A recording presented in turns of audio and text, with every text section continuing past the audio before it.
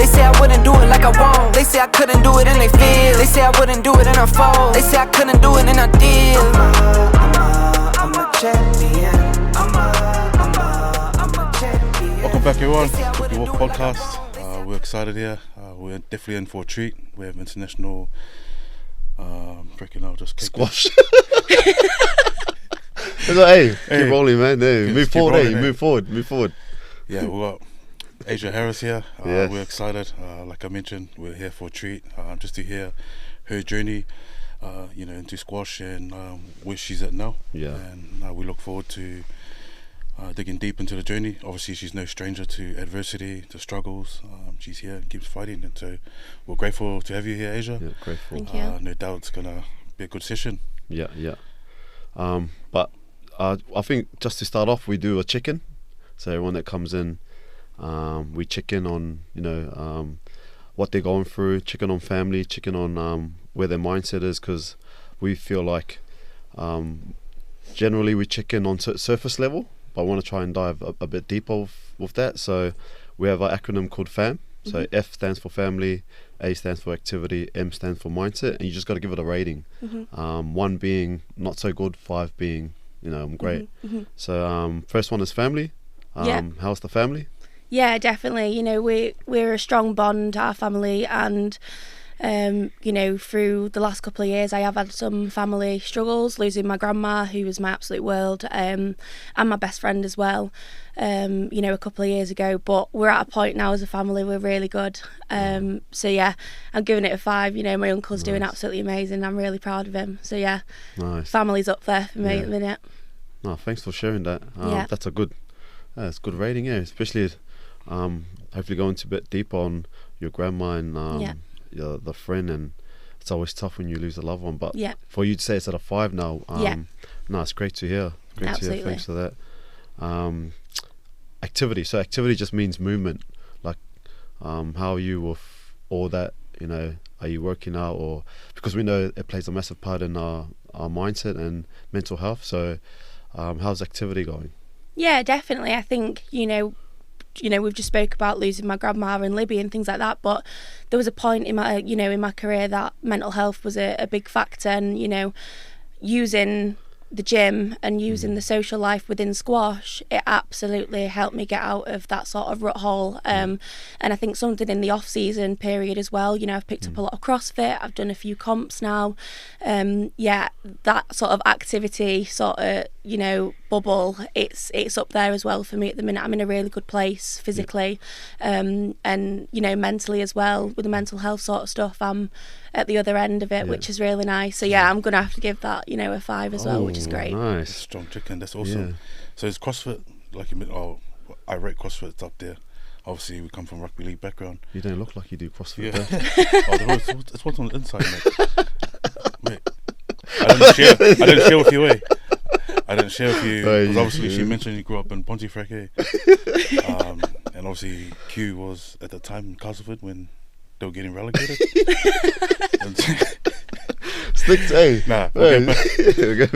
But yeah, how was that? Is that something you always do, CrossFit, or you've just sort of taken that on board? Yeah, I mean, I do have to give this one to my mum. We were just laughing about her not being the best person in the gym. Give her a shout out. Yeah, shout out to Paula. Yeah, she's no. I used to go and train with her when I was younger in sort of like the functional sort of skills classes, and it's something that I've always loved doing, throwing a barbell above my head. It's not everyone's cup of tea, but no, I absolutely love doing it, and so yeah, I started doing a bit. In off season, I say a bit, I started doing twice a day, and then didn't really think of it, but I was kind of pushed to do a comp, so I did Castle Games, which is quite a big comp where a lot of athletes come together, and then the week later I'm doing another one with Amber. So yeah, we absolutely smashed that one out the park, and we won that one, which was great. But yeah, CrossFit's got a special place in my heart now. No, thanks. Awesome. Yeah, thanks for sharing that. And the last one, mindset. How's your mental state right now? And what's the rating? Yeah, definitely. I feel like going back to Grandma and Libby, I think I went through a massive struggle period. Seeing a counsellor and trying to get back on track, and maybe I did feel that I was losing a bit of love for squash because I, you know, was struggling with myself. Being on the other end of that now is, you know, it's great, and having the support around you, the family, you know, the friends, it's absolutely amazing. And the love for squash has come back, and it couldn't be any bigger, which is great. But yeah, mindset wise, I'm in such a good position at the moment.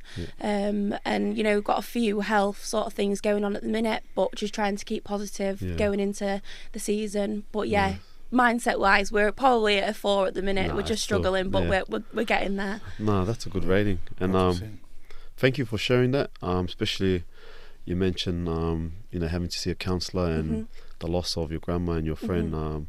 And it's not always easy to share that.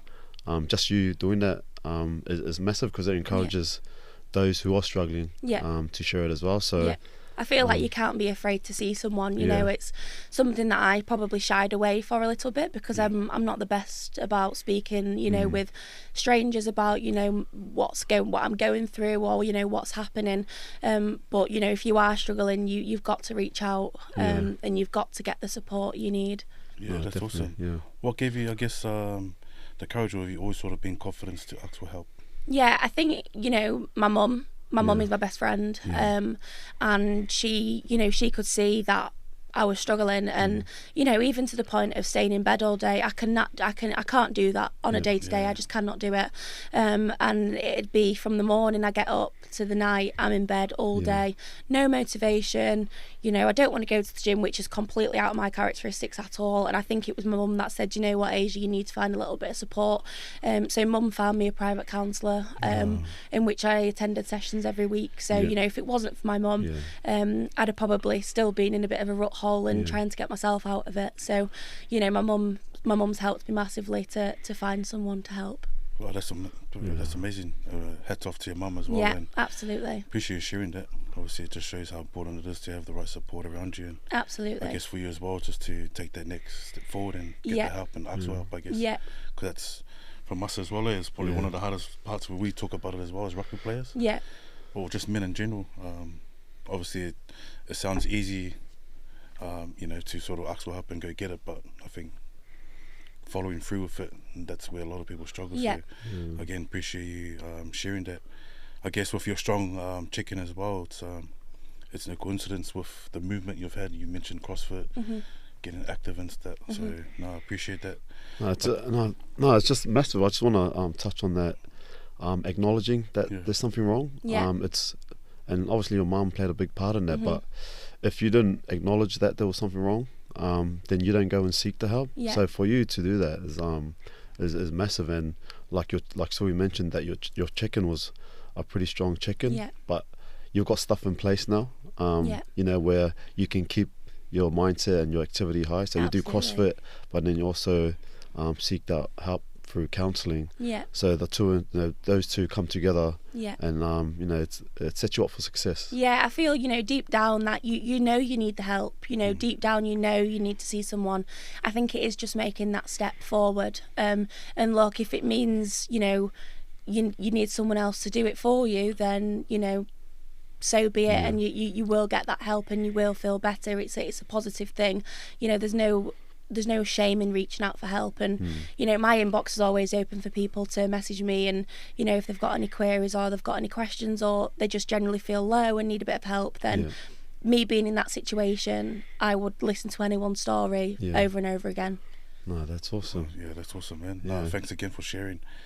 I know that a lot of people will find the help and, you know, the courage that you took. So I guess you touched a little bit about sort of where you grew up here. It'll be awesome to, you know, go back a bit at the beginning, growing up in Ponty Carlo, is it? Ponty Carlo, baby. Yeah. Obviously, just hearing Pontefract just shows your resilience. You know, survived the drive-by shooting, stabbings. Hey, man. Happens everywhere, eh? Yeah. Hey, sort of all love for Pontefract. Yeah, man. I don't know if Halifax is worse. To be fair. Do they even have like a city over there? Like a town centre over there? Hey, we've got all the concerts and stuff like that. We've actually got Friarwood Festival. I know, yeah, weekend. No, they don't have festivals over there. We've got the castles, everything. Yeah, tell us a bit about your journey growing up, and how did you find yourself, you know, in squash? Yeah, definitely. I feel like when I was younger, I was very much an active child. I was doing anything from running to swimming to dancing to gymnastics. And I used to do dancing at the squash club in Pontefract, Oh, yeah. where you had to actually walk past the squash courts to get to the dancing hall. Yeah. And it was only until I got invited to sort of like a squash child group session is when I actually stepped on the court and, gave it a go. I was at a young age of, 6. So it didn't really mean anything to me then. It was just another sort of activity to add to the, group that I'd already, was already doing. And then I started off with Jane, and which Malcolm worked above Jane at the squash club. And Malcolm saw a bit of an interest and called my mum and dad up and said, look, I see a bit of potential here within Asia, and I feel like she needs to pick one sport over, 5. Yeah. So How old were you then? I was 6 at the 6. time. Oh, so yeah. So Malcolm said, look, you'd be stupid to not go down the squash route. Mum and dad had never had anything to do with squash. Yeah. It was my dad who was a footballer in his past years, which I didn't actually find myself kicking a football anytime or anything like that, but mum and dad, both agreed for me to carry on with squash. Yeah. And yeah, I'm here now, and I'm 5 years into my professional career now.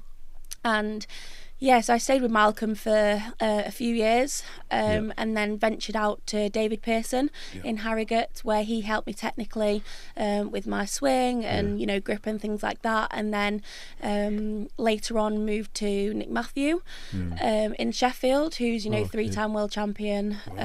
He was absolutely great with me. I couldn't have wished for a better coach to help me sort of transition from that junior stage into my professional career. He's done it before, and he was a great lead example for me to try and help me do it as well. It was last year that I left Nick and had a bit of a breathing period over the Christmas without sort of a coach, and was just doing my own things with Lewis Doughty at Doncaster, and then I found Miles Jenkins. He is based in St George's Hill, which is down south. Down south where? Yeah, so he is, I don't want to get this wrong, but he is based near, I don't want to say this wrong now. London, down no. south is London. So he's near London. So Weybridge area. No. Yeah, so it's near sort of Caterham. So it's about half an hour away from Caterham, where my dad's brother, my uncle, lives. So yeah, I've been working with Miles now for a couple of months, and it's been going great. The support on and off the court has been absolutely phenomenal, and I can't wait to see where it takes me. No, 100%. Wow, that's awesome. I want to still touch on your childhood. Are you the only sibling? I am, yes. Yep, so just the only me. child. And what's your mum and dad's background?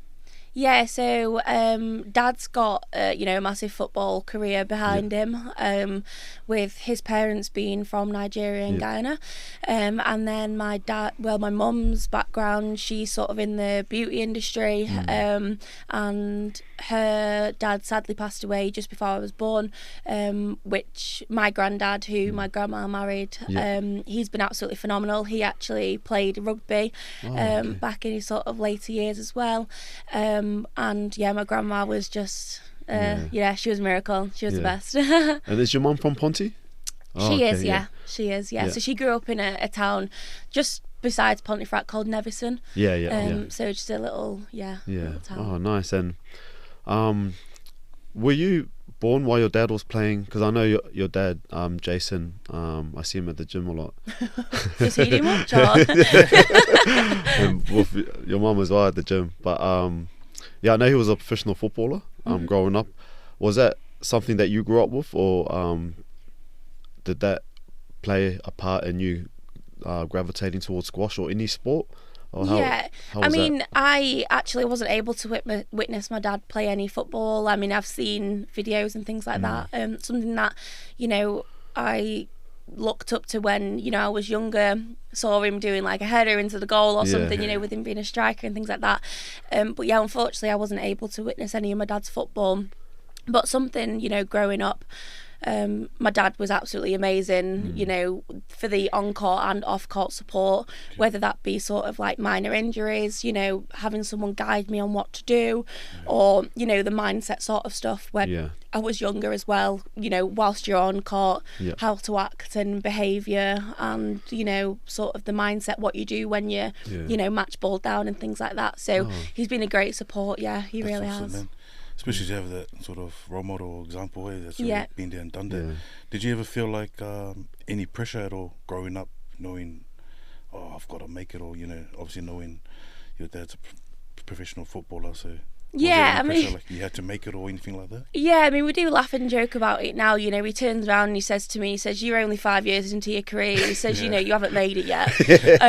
So there has been a bit of pressure growing up, you know, to try and fill my dad's boots and what have you. And you know, I am still determined to, you know, get above him. You know, I am secretly determined to, you know, make it a bit more than he did, just so I can turn around and say to him, you know, I've made it now, you know. But no, I definitely feel like, you know, he's been a great role model growing up, and he's been perfect to have that balance between my mum, who's not particularly sporty, but you know, and my dad, who's, you know, grown up in the sport sort of world as well. Well, that's awesome, that's awesome. Well, I just want to touch on your dad's background and being Nigerian. Did you say Nigerian? Yeah, so his parents are from Nigeria. Is he massive on, like, did he grow up around the culture, or did he kind of try to implement it with you growing up? Because just with us, we're both born in New Zealand, but both our parents are Samoan, and our Samoan culture is massive for us. So that's how we kind of live our lives, you know, the values that we've learned through the culture. Just wondering if that's something that you grew up with. Yeah, I mean, when I think before probably Dad met my mum, you know, he probably did grow up in some sort of culture. You know, we actually went to Reggae Land Festival at the weekend, and it was absolutely amazing. You know, we just being around other sort of, you know, that sort of area, you know, it was great seeing people connect in such a way, because I've never seen that before, you know, in my life. And just how the different cultures come together is absolutely phenomenal. And I do probably believe that my dad grew up in some sort of culture when he was younger. I mean, you know my mum, she's a very strong person. I think when he moved up north, he probably got struck out of that very quickly. So yeah, he probably did. But, you know, my mum's not just any type of person. She ain't just a woman. She's a powerful person. That's cool. Do you obviously you mentioned, you know, the culture side of things. Is that can you speak the language, or have you tried to seek you know, understanding, you know, the culture side of things? No, no, not at all. The only type of culture I probably got close to was actually eating jerk chicken at the weekend. Yeah, that's probably the closest I've got. But no, I mean, you know, I've always wanted to kind of go over to Jamaica and see things and, you know, experience that sort of life as well. But yeah, I've not really touched much on the culture side of things. With me growing up in, you know, the northern side of it, Pontefract, there's not much culture. There's not much culture up there, is there? hey, no, there's plenty of culture there. Hey, they took us down. Yeah. No, thanks for sharing that. Just we'll go back to you know, your career. Obviously you spoke about playing squash at such a young age. What is your vision? What's your goal? What's your ultimate goal for your career in squash? Yeah, definitely. Something that, you know, we've spoken a lot, you know, over the last few seasons is, you know, where do I want to be? And, you know, you don't obviously get there without putting in the effort. And, you know, I absolutely love to be sort of within the top 10, top 5 region. That is my, you know, long-term goal. With us just being accepted into the Olympics 2028, that is also another goal that I'm sort of got it down on my bucket list kind of thing. But also I think just over the next season or two, you know, I do want to be in that top 50 range.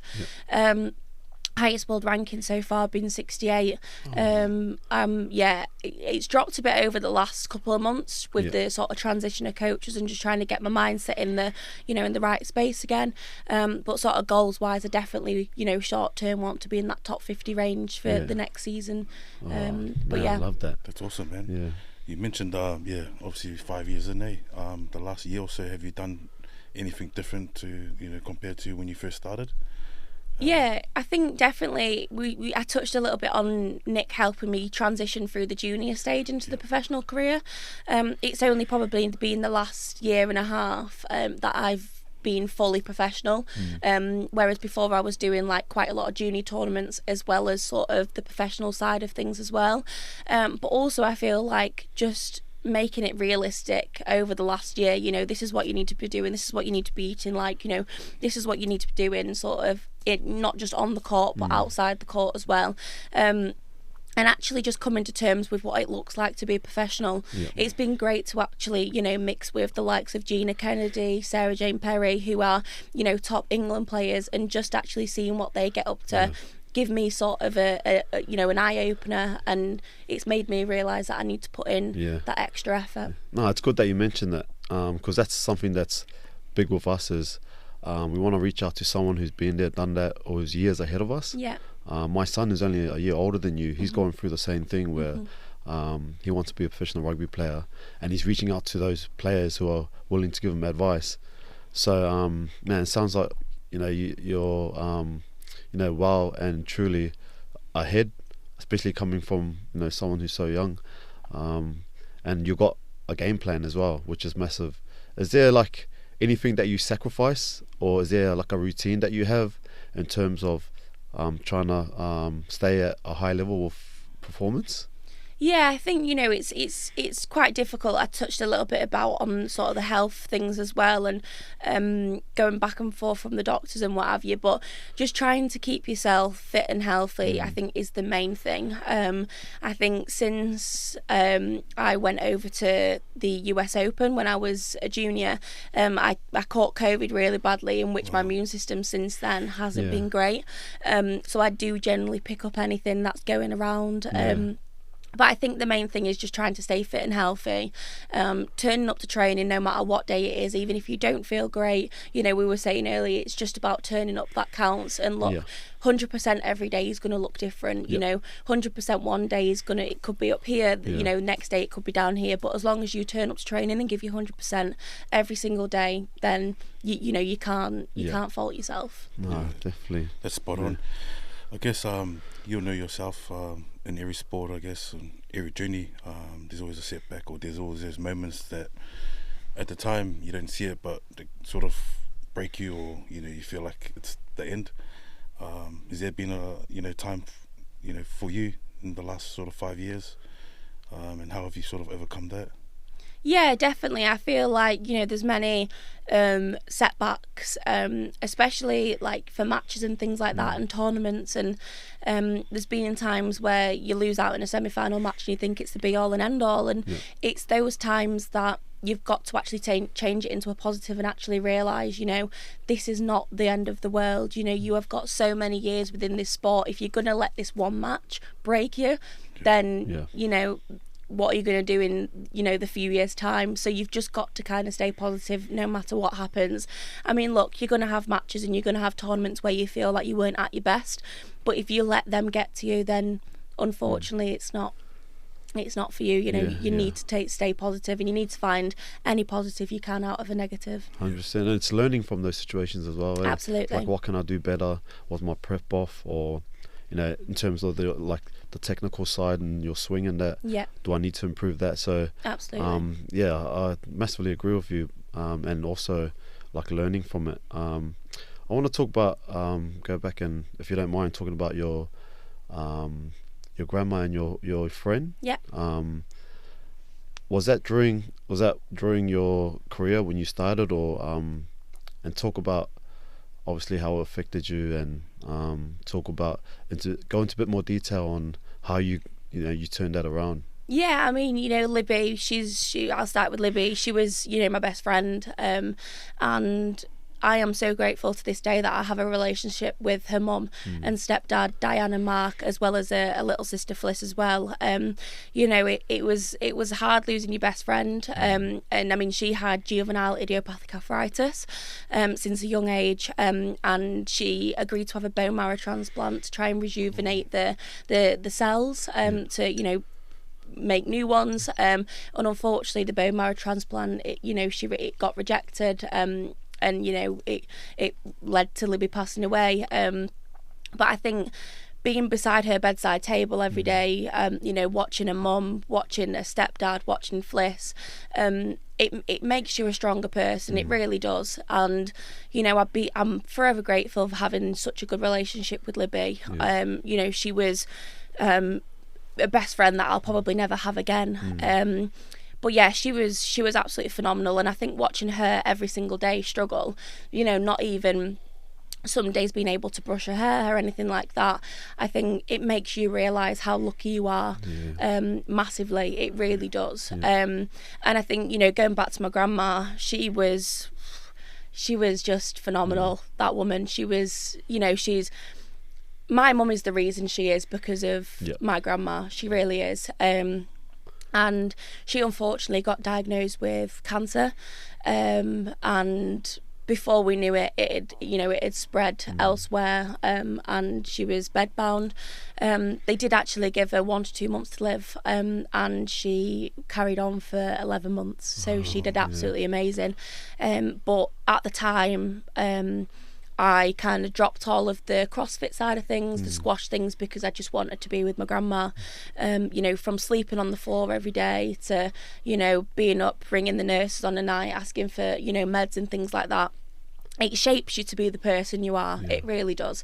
And I think me and mum didn't have that much of a great relationship before, you know, grandma passed away, but it's definitely brought me and my mum closer. I think because my mum, you know, really appreciates what I did and stepping up for my grandma as well, which is great. And you know, the day my grandma passed away, it was an early morning, and I will never forget it. The sun was shining, the birds were tweeting, and it was just me and my grandma, and it brought so much comfort to me knowing that I was with her when it happened, which is great. And it's great to feel that I was so close to her as well. You know, we were saying earlier, it's a massive setback, and it was something that I struggled with for, you know, months after.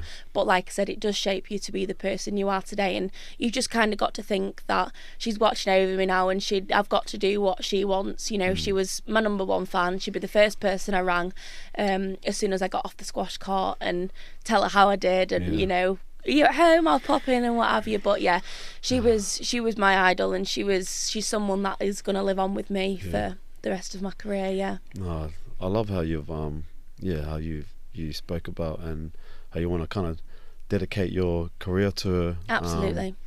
Man, it's and it's, I know it's encouraging that you're open about, you know, talking about your friend and your grandma, but also you know, what you're doing, and to try and move forward with it. With afterwards, you know, when you were grieving, and you spoke about your mum helping you, was there a pivotal moment where you just said, all right, enough's enough, like I gotta, you know, get up, seek help, because I know my grandma or I know my best friend would want me to keep moving forward? Was there like a pivotal moment in you reaching out for help? Yeah, I think, you know, 3 days after I lost my grandma, I was back in the gym and I was back on the squash court, and I think I didn't actually take a lot of time to myself to actually realise what's happened, and I think I kind of rushed myself into, you know, getting back to the norm and things like that, and I didn't realise how much it was gonna, you know, make a toll on me, and then it was actually only a few weeks later, just the day before my grandma's funeral, I lost my dog, and you know, my dog, I've never been able to have a sibling in my life, and you know, Coco was my sibling, and I think it was at that point when I realised, no, actually I need to take some time to, you know, help myself. And when I say that, I think I kind of took that quite literally. You know, I was staying in bed all day, and I was, you know, not eating, and I was getting to a point where I didn't want to speak to anyone. And it's that point where my mum thought, no, we need to get Asia some help and some support. And it was great that my mum set me down and we spoke about it, and she came to the doctors with me. We tried to go through sort of the NHS process. Unfortunately, it was quite long, so we didn't actually get a chance to go down the NHS route, just because the waiting list was so long to see somebody. And it was that point my mum started asking around for private counselling, in which I, agreed to. Yeah. So I was going there for a few weeks. Oh man. Hats off to you, man. Yeah. Appreciate you sharing as well, because again, there's powerful lessons in that, and I guess it just goes to show how important it is to have good relationships around you. Because I don't know if it would have been any different.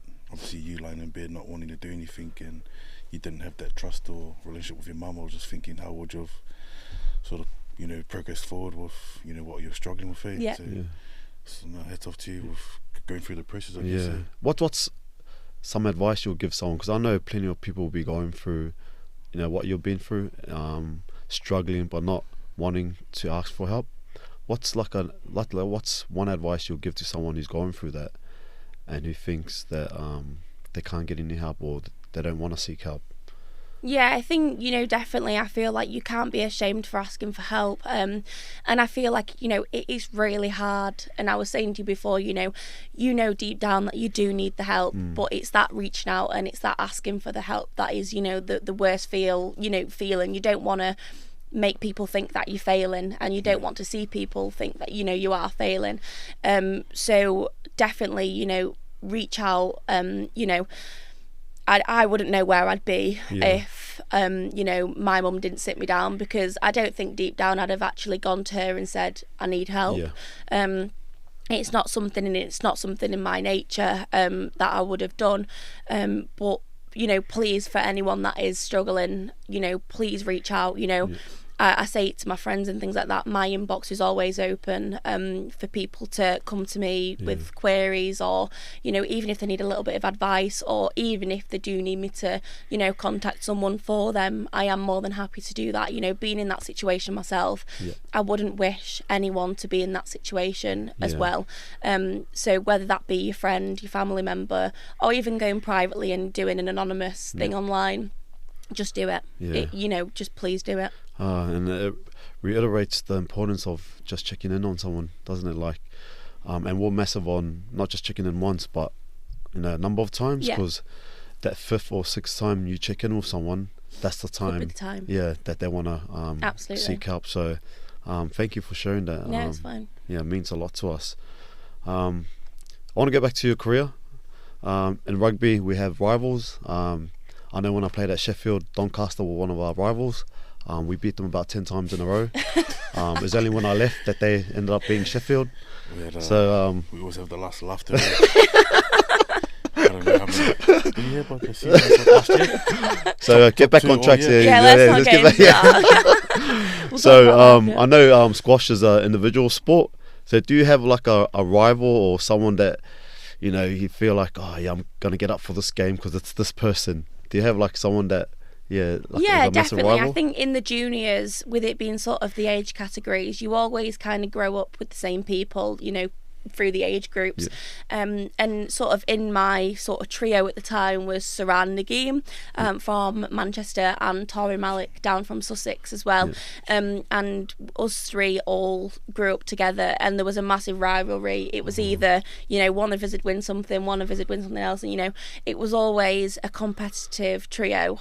Something that it makes you, it keeps you determined. It really does. But even to this day, we are rivals, and we still keep performing to try and be the best. But I mean, the girls are great. They absolutely are amazing. Just because we are rivals. Are they, doesn't mean to or say. are you just saying it just because? No, the girls are great. You can get, girls are I great, want to give it to them. We're all about just living it out and being raw. So all the girls are great. Even the England girls. We have camps and things like that. We have a really good atmosphere, and between us all, we all stick in, and we want to be the best we can. It's just because I was rivalries with them when I was younger doesn't mean to say now we absolutely hate each other. So it's a nice sport. There's not many players that play the sport, so you have got to be sort of not friendly enough to be like sort of best friends with some of the people, Yeah, but you can't have many haters on tour because there's not a lot of people. Yeah, that's the so good thing about sports, isn't it? Like, you can be, fierce competitors on the court, on the field, Absolutely. but then afterwards you can have like a drink, or Absolutely. I mean, the social side to squash is absolutely phenomenal. Once we finish the tournament and we're all relaxed, we will all have a few drinks together, and we'll have a few beers, or we might end up in a nightclub or something like that. like biggies. No, absolutely not. We don't go to biggies. We do not go to biggies. But yeah, the social side to it as well is absolutely great. Oh, that's good. Yeah, that's awesome you share that. I guess, with squash, is there any advice you could give to any young ones out there that's probably thought about squash and not think, is it a sport to pursue, or there's a career in it? Yeah, definitely. I feel like for the younger ones now, growing up, I mean, I've done a few sort of exhibition matches and a few Q&As, and I think for the younger sort of generation coming up, I feel like you've just got to stick with it. Squash is not a massive financial sport, but I feel like you can't let that get in the way, because you can still be at the top and you can still be the very best. And look, if you don't make much sport of it, then make much money out of it, then it's not kind of that if you love it for the sport, then you don't mind about that.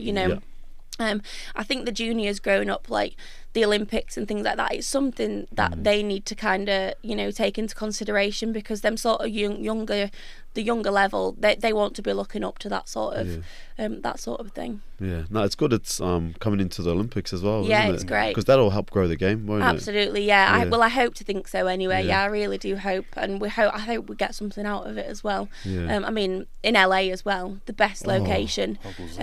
It's going to be phenomenal. Wow. You touched on your rivals as well. I did want to ask you, where are they ranked at the moment? And so I believe Tori made top 50. I believe Tori made that. So I'm the youngest out of the three. Okay. So I'm about a year younger than Tori and Saran, and I believe Saran is around like the 70 mark as well. Yeah. So yeah, we're on track. We're doing well. But yeah. So is that like a bit of motivation, I guess, to have the eyes on the prize, mate? I'm coming. Absolutely, yeah, definitely. Like I said, as juniors, we'd grown up together. We were always trying to chase each other and, like I say, be the best we can be. So I think having those personal goals as well definitely gives you the mindset going into tournaments, and not only wanting to beat them, but the players around you as well. It's not just those two players that you want to beat, it's whoever's around you as well. No, definitely. Because you're in training now, aren't you? Season starts in... So my first tournament starts at the end of August, so the 29th of August. okay. Yeah. And how's the pre-season going for you? It's going really well. I've had 2 weeks down in London so far, and then Miles has been away doing some squash camps, which is really nice, and a little bit of variety for him as well, in which I've been training up here at Doncaster, but then I am back down in London for the next 2 weeks coming up, which is great. Would there be one thing, if you feel like you need to sacrifice during the season, what would it be? Because the reason why I ask is my son sacrificed alcohol this year, so that was massive for him. Because the rugby culture is massive with having a beer after the game, and I feel like it's helped him be consistent throughout the year. So what's one thing that you feel like hard to sacrifice, but you feel like you need to? Yeah, I think you touched on your son, sort of the alcohol side of things. I've never been a massive drinker. I've never, I don't know how. My mum absolutely loves the stuff, but I've never been a massive drinker. So that side of it, I think it's great that you can have a sort of social, the odd gin or whatever. So far, I don't think there's anything that I feel like I would completely get rid of. Maybe sort of on the eating side of things, just trying to get more sort of consistent, with the prep meals and stuff every week. It's hard to, especially when you're going up and down from London as well, it's so easy just to nip into Nando's or something and get, a butterfly chicken or what have you. But just trying to stay consistent, I think, with the meal planning and the meal prep as well. Yeah, that's always the toughest, isn't it? Like the diet, like. Yeah. And especially throughout the season, because that's something I think you struggle with it. Yeah. When you've done it a long time, man, you know what works for you. So What are you, a everyone's McDonald's, different. Burger King? Burger King, Who are you? triple cheeseburger, Triple. XL. What, Two of times them. 5? Times 5? XL. Well, see, I got the hard work because obviously Q played the backs, so they just finish off, and I've got the frontline stuff. So. Yeah, he does all the work while I get all the glory. Well, who was it? Usain Bolt that had the nuggets before his race? Oh, yeah. Yeah. Oh, you can't compare it to yeah, Yeah. different Hey. class A to Usain Bolt. No, but you gotta find out what works for you. So is that you there? Like I don't mind a or chicken like nugget. before? Like, Yeah, I What- wouldn't say before, but I do like a chicken nugget, chicken wrap. Yeah. What's your go-to takeaway after a game? Oh, after a game, I have a few options. It's definitely depending on how I'm feeling. Yeah. But I could easily have a Nando's before my match. Oh yeah, Nando's, Yeah, I am definitely a lover of Nando's, the pitters and things like that Yeah. before. I think afterwards it probably changed. Like I do actually like a good curry curry, yeah. after a match. Yeah. I'd never sort of go straight to McDonald's after a match. I won't lie. It's Yeah, not yeah. something that I will do. I think only people from Halifax like McDonald's. Well. eh?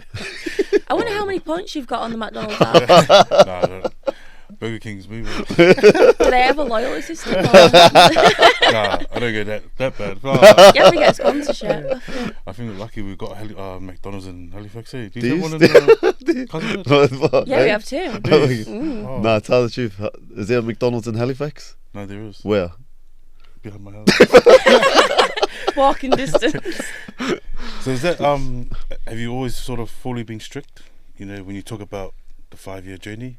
Yeah, no, I haven't. Yeah. No, not at all. It's something that, I won't lie, I used to love a McDonald's. Yeah. I absolutely used to love a McDonald's, and healthy eating was just not on the regime for Yeah. me. I think, like you said, you have got to find out what works for you. And I think because I was doing so well at the time in my junior career, and I was eating McDonald's and Yeah. stuff every day that you wouldn't particularly eat as an athlete, I didn't feel the need to change because I was succeeding. It's only since the later years that you see athletes that are athletes. The word athletes. They're so strict with the diet, and you see them succeeding. That is the point when you feel like you need to change your diet because you want to match them. Well, that's awesome. Good on So, you, yeah. Do you feel like that's the turning point? Absolutely. Of your career when you've seen. Yeah. Absolutely. Was that when you mentioned? I think it was someone in Sheffield. You mentioned. Is that when you got advice or just seeing Yeah, how I they think live their Nick lifestyle? tried to help sort of with the eating side of things, but like I said, because I was doing so well, I felt like I didn't need I didn't need to change anything. But it was, I think, no one specifically told me that I needed to change. It Yeah. was just me. Yeah. I saw people succeeding, and I was like, I need to do something about it. Yeah. I need That's to powerful. change. Yeah. No, thanks for sharing. No, thank you for your time, Asia. I appreciate you sharing your story, being vulnerable as well. I'm sure people who are listening can, get a lot from what we spoke about. So good luck, in your future endeavors. I'm sure we're gonna follow your journey now, and hopefully this can help promote the game because, squash wasn't something that we used to follow, but I guess we've got a reason now. So I Yeah. appreciate your time. No, definitely. Thanks again. And just on top of what Q saying, maybe if there is, you want to finish off on promoting the game a bit, or if there's one advice you'll give to any athlete out there or any junior coming up on, any struggles they might face, or I'll probably just hand it over to you if you wanted to share. Yeah, I just feel like it's to finish off, there's so many people that I speak to, and they'll say, "Oh, you look like an athlete. Like, what do you do?" Like, and they go, "Oh, tennis." I'm like, "No, squash." And they go, "Oh my gosh, you're a professional squash player." It's like, I didn't even realise that was a thing. Didn't even realise you could do that. And I think just for people to give it a go and just, try. And I mean, it's got a massive social side to it as well. So I feel like, if you are feeling a little bit lonely or something like that, there are so many groups out there that you can join. And look, you never know where it can take you. You can go from playing once a week to nearly every day, and finding that community around you, which is, something that you might have wished for a while. So, yeah, I feel like if you're out there and you want to go give it a try, please do. And if you want to get into contact with me, I can happily set you up something and I can find you something. Nice. We might have to give it a try ourselves then, eh? Oh, mate, anything with a racket, me. We should do that. Yeah. We should get What's the that closest going. one? Ponty? Yeah. Oh, might set it, put it in a day there. Yeah, we Really should nice. do that. Anything, like I said, with a racket. Because I'm 2-0, I think. I'll 10-0. buy you a triple cheesburger before and then we can play. That's the deal. Easy, we can easy. go on court and I'll Deal. reward you with a Oh, triple yeah. cheeseburger. Oh, we'll put a date in there. Yeah. Yeah, and we then will. we'll definitely do that. Be Yeah. keen. Do they have a table tennis as well? Because I feel like No one's talking about table tennis. no, I'm just once I beat you. How's your table tennis? Oh, shocking. Yeah, I know. So no one cares No, about but it now. We'll once just I- go squash. Once I beat you both in squash, then we go table tennis as well. I can't just come from Halifax all the way to Newcastle. No, sounds good. No, Oh, sounds look good. at We'll definitely plan it and Yeah, get let's do it. get some boys together. Eh? Yeah. And we'll bring the boys I over. want to see Wagga with a racket, I think. Oh yeah, he's We might have Definitely. to set up a mini tournament, eh? yeah. We'll, Yeah, we should. No, we'll definitely do that. Yeah. That sounds good. But thanks again, Asia. Thank you. Yeah, I really enjoyed this one. No, it's been a privilege. Wishing you all the best as well. And Thank you. the 2028 Olympics. 2028, Yeah. go. LA. You Chase it. caught it, you heard it. Number Yeah. one here. In top 10. Let's go. Fingers crossed. Nice.